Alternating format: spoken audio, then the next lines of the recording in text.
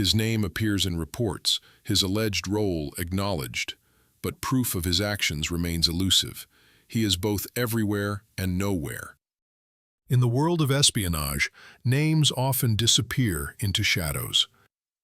But sometimes, one slips through the cracks, leaving behind more questions than answers. This is the story of Denis Sergeyev, a man believed to be at the heart of one of the most mysterious intelligence operations in modern Europe. When news first broke in March of 2018, the sleepy English city of Salisbury found itself thrust into global headlines. A former Russian double agent, Sergei Skripal, and his daughter Yulia were discovered unconscious on a park bench, poisoned by a nerve agent known as Novichok. The attack would trigger an international diplomatic storm. Western governments accused Moscow of orchestrating an assassination attempt on foreign soil. Russia, in turn, denied any involvement.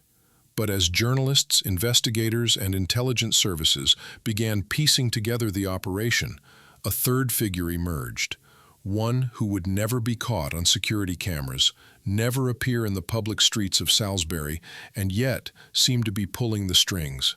His name, Denis Sergeyev. Sergeyev's official story was simple.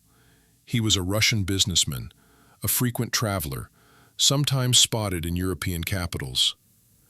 But open-source investigators soon dug deeper. Using leaked travel documents, phone records, and passport data, they discovered that Sergeyev was not who he claimed to be. His real identity was linked to the GRU, Russia's military intelligence agency. He was believed to hold the rank of Major General, and while two operatives, Alexander Mishkin and Anatoly Chapiga, were captured on surveillance footage in Salisbury, Sergeyev himself remained invisible.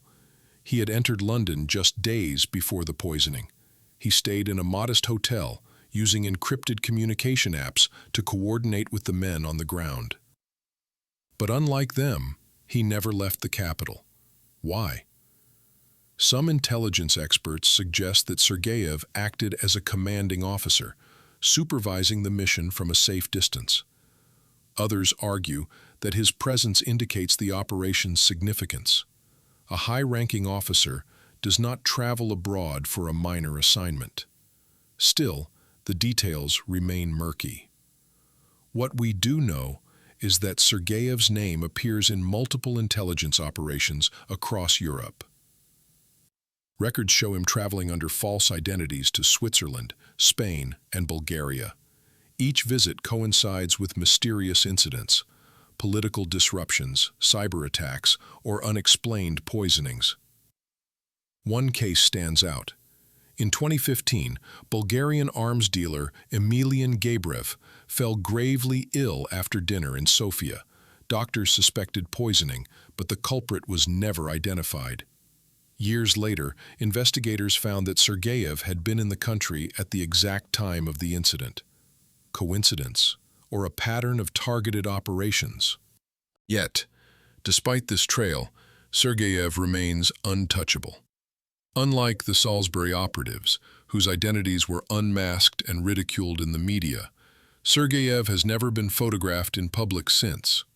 Some say he lives quietly in Moscow, shielded by the state, continuing to oversee covert missions. Others claim he has disappeared entirely, his true identity erased, like so many ghosts of the Cold War. Even his supposed background carries contradictions. Official documents list his birthplace as Uzbekistan, but former associates insist he was educated in Moscow, trained in the Soviet military academies. His career timeline, the promotions, the assignments, has never been verified. What makes Sergeyev's case particularly unsettling is the mixture of visibility and invisibility. His name appears in leaked databases, his travel records trace lines across Europe, yet his face is rarely seen.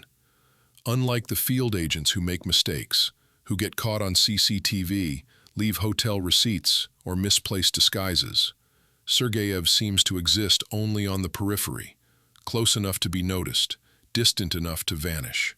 It's a reminder that espionage in the 21st century is not always about the operatives on the street. Sometimes the most dangerous figures never step into the light.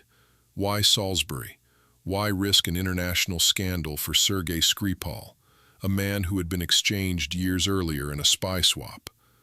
Was the attack meant as punishment, a warning to other defectors, or was it part of something larger, a pattern of destabilization, a demonstration of reach and impunity? If Sergeyev holds the answers, he has not spoken. In fact, silence may be his greatest weapon. Today, Denis Sergeyev is spoken of in Western intelligence circles almost like a phantom. His name appears in reports, his alleged role acknowledged, but proof of his actions remains elusive. He is both everywhere and nowhere, a man who appeared briefly in the aftermath of one of the most infamous poisonings of the century, a general who may have commanded missions from the safety of hotel rooms, a name that surfaces, then recedes back into the shadows. Was he the architect of Salisbury, the mastermind behind other covert operations, or simply another name in the long, hidden ledger of intelligence history? We may never know.